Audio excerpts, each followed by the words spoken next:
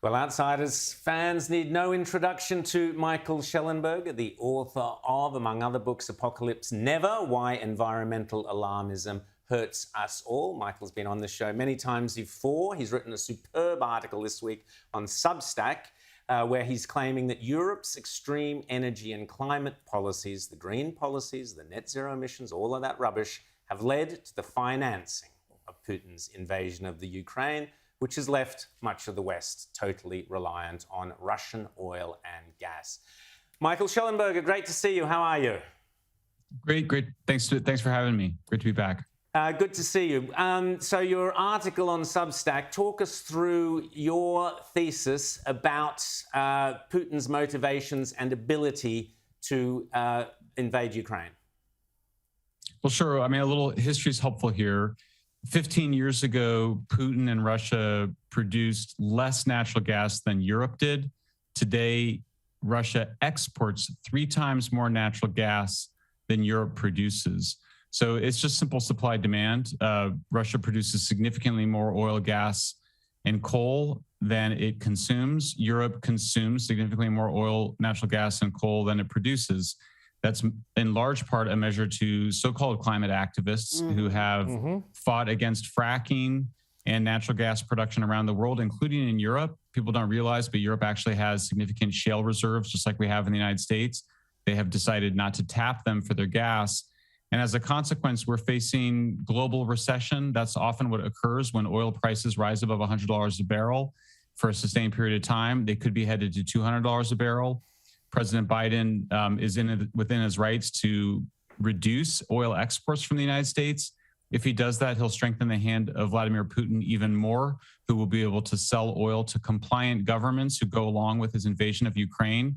So that's how you get an economy like Russia's, which is smaller than that of the state of Texas, to basically exercise a stranglehold over global energy supplies and particularly over Europe, so that really there's no consequence of any significance or any lasting impact for his invasion of Ukraine. Rita. So what is the net benefit to the environment of these countries getting rid of their oil, gas and coal and instead importing it from Russia? Is that, we know it enriches Russia, but does it actually help the environment? Where is the net gain for emissions here? Well, sure. I mean, the impact on the environment in terms of air pollution and on the climate from climate activists shutting down oil and gas production has been catastrophic. We've seen a significant increase in natural gas prices.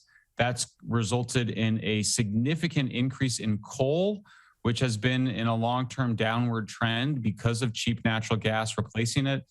Natural gas replacing coal is the reason that U.S. carbon emissions declined 22%. Between 2005 and 2020. Natural gas is obviously much cleaner, half as many carbon emissions as coal. So the unintended consequence of the war on energy by climate activists has been to increase coal burning, as well as to strengthen Putin's hand and control over Europe. And we've seen countries like Germany actually close their nuclear power plants. So they've got rid of their own oil, gas, coal, and they've also got rid of nuclear. Like, how are they going to turn on the lights? Yeah, Germany's struggling. It's I will say we did see finally the economy and climate minister, who comes from the Green Party, actually say that they are looking at keeping nuclear plants operating longer now in Germany. But yeah, I mean, the Germans, who claim to be the home of rationality, shut down 3 large-scale nuclear power plants, each of which could power at least 1 million German homes. They shut them down, 3 of them down last December, even in the midst, knowing that there was an energy crisis going on. And now they're planning on shutting down 3 more. So, but I do think it is having an impact. I mean, we saw even before Putin invaded Ukraine, both Japan and France make a recommitment to nuclear. I think it does have the possibility of delaying, if not stopping, Germany's final eradication of its nuclear plants, which obviously it needs to keep the lights on. James. Michael, I want to ask you, what is behind Europe's shift into this green mentality? I mean, we were told for 5 years that Donald Trump would cause World War III. Now it looks like it's Greta Thunberg. What has been driving the way the Germans especially have gone down this road? Has Russia been corrupting their politicians? Have they been backing these environmental movements? What is behind all of this?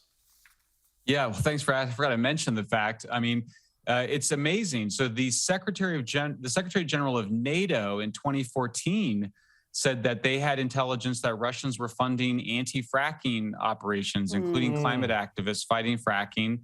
I actually looked at it when I was writing Apocalypse Never in 2019, and I thought, it's just such a detail, and there was so much other conflicts of interest I was discovering. But that was actually confirmed independently by a French researcher, and even Secretary of State at the time, Hillary Clinton, back in, I think, must have been 2015 or 2014, said that the Russians were funding anti-fracking advocacy. So, obviously there's huge financial interests all around. There's just been a desire by Europe to feel powerful and for Germany to feel like it was making up for what happened during World War II. I mean, it's as much a spiritual quest as it is a money grab, as far as I can tell. But I think the what we're seeing with the impacts of fracking now quite dramatically, I think it has raised more interest in what role the Russians played in financing climate activists. So, Michael, what's your advice for Australia? Obviously, we are arguably in a similar relationship to China, as much of Europe is to Russia for various reasons. We are in the process of pursuing net zero emissions and we banned nuclear, so we don't have that option. We're getting rid of coal. We have a billionaire running around trying to buy up coal-fired power stations in order purely to shut them down. And we're basing all our hope on something called green hydrogen. How sensible do you think Australia's Liberal Party policies are on this score, Michael? I mean, look, the bottom line is that we're in the worst energy crisis since 1973. That crisis is fundamentally of inadequate supplies. Even Elon Musk today tweeted that we need to expand oil and gas production. There has been a conversation in Australia. I hope that the conversation sharpens in coming weeks. Australia, like a lot of other countries, needs to scale up nuclear power. Its energy exports are needed right now. Australia should be contributing to increasing global supplies since the markets are pretty global. I mean, people talk about, there was like one day where the Russians couldn't sell their oil and then Shell came along and bought their oil. So, it is a global market. I think Australia should be expanding supply as much as it can and also building nuclear power plants so it can meet its air pollution and environmental regulations while also maintaining its status as a net energy exporter. Michael Shellenberger, always great to talk to you, and I hope our leaders are listening to your sound advice. Michael Shellenberger, thanks so much, and people can read you on Substack, is that correct? Yeah, that's a great place to go. Michael Shellenberger Substack, you can find my recent pieces. Fantastic, Michael. Always great reading and always great to have you here on Outsiders. We'll speak again soon. Thanks so much.